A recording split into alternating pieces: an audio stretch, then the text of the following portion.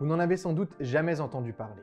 Pourtant, on dit parfois que c'est l'invention la plus importante du XXe siècle. En 1909, l'Allemand Fritz Haber réussit à créer de l'ammoniac en laboratoire à partir de l'azote présent dans l'air. En clair, il vient d'inventer les engrais azotés, un carburant miracle pour les plantes qui fait bondir les rendements agricoles et permet de nourrir la population mondiale qui explose. Elle passe de 1,5 milliard d'individus en 1900 à près de 8 milliards aujourd'hui.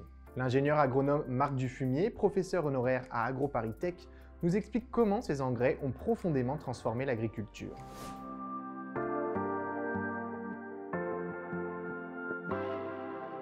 L'azote, c'est un gaz qui est naturellement dans l'air que vous respirez, vous et moi.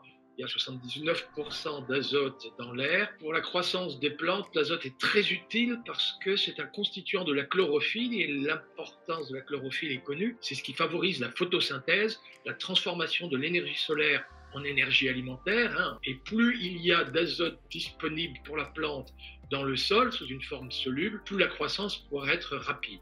Le problème, c'est que les quantités d'engrais azotés utilisés sont devenues astronomiques. On en produit chaque année 130 millions de tonnes dans le monde, un torrent continu d'engrais chimiques qui engendre de nombreuses pollutions. Une partie se déverse dans les cours d'eau, ce qui sature le milieu en nutriments, l'appauvrit en oxygène et menace d'asphyxier de nombreuses espèces. C'est par exemple la raison de la prolifération des algues vertes ou bien de la multiplication des zones mortes dans l'océan, 3 fois plus nombreuses aujourd'hui qu'en 1960. Dans l'air, les émissions d'ammoniac aggravent la pollution aux particules fines, en se combinant notamment avec les polluants des gaz automobiles. Et comme si cela ne suffisait pas, les engrais azotés sont une cause majeure du réchauffement climatique. L'épandage d'engrais azotés de synthèse est source d'émissions d'ammoniac, et ce gaz ammoniac contribue à la constitution de particules fines.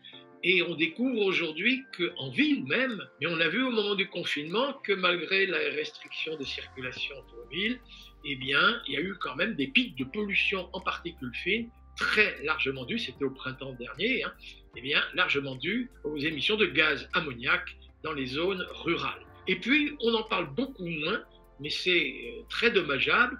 Les émissions de gaz à effet de serre sont aussi à l'origine d'émissions de protoxyde d'azote. Et sachez que les émissions de protoxyde d'azote dans les pays d'agriculture industrielle, donc France comprise, ça représente plus de la moitié de la contribution de l'agriculture au réchauffement climatique. C'est un gaz qui est 300 fois plus réchauffant que le gaz carbonique. Et dans les pays d'agriculture industrielle, comme la France, c'est la principale contribution pour plus de la moitié au dérèglement climatique. Là, il y a urgence de ne plus émettre de protoxyde d'azote et donc il va falloir s'abstenir désormais des engrais azotés de synthèse. Bref, les engrais azotés ont été bien utiles à une époque, mais la contrepartie est aujourd'hui insoutenable.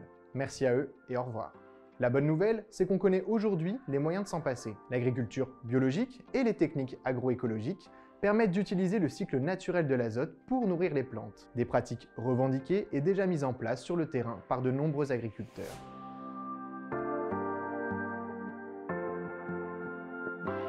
On a choisi de se convertir à l'agriculture biologique à la fois pour des raisons personnelles, la peur d'utiliser les produits phytosanitaires notamment, et également parce que ça nous semblait être l'orientation la plus sûre pour l'avenir de l'exploitation. Donc la fertilité sur l'exploitation, elle est basée sur la complémentarité entre les cultures et l'élevage. Les prairies introduites dans les rotations vont permettre de casser le cycle des maladies et des mauvaises herbes des cultures. Et la vache, par son action en mangeant de l'herbe et en restituant ses déjections sur le sol, va apporter des éléments extrêmement fertilisants et qui vont permettre d'enrichir le sol et l'ensemble de la rotation sur l'exploitation. Donc finalement, la production de céréales, elle est permise par le pâturage des vaches laitières. Le trépied de l'agriculture durable, c'est à la fois du social, donc de l'emploi, des bonnes conditions d'emploi, de l'économique, mais aussi un trépied environnemental. Et finalement, le passage à l'agriculture biologique, c'est la construction de ce troisième pilier. Et contrairement aux idées reçues, dire adieu aux engrais chimiques n'entraînera pas de famine mondiale. Une étude de l'IDRI de 2018 estimait qu'une Europe 100% agroécologique serait capable de nourrir tous les Européens dès 2050.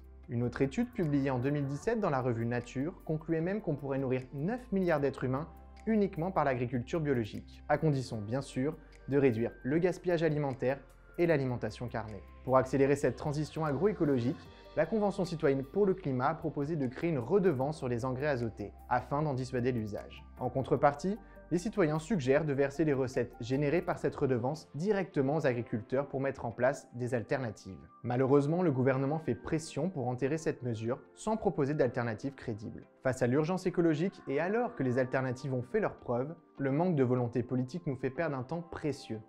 Le moment est plus crucial que jamais pour réclamer ensemble une agriculture enfin durable.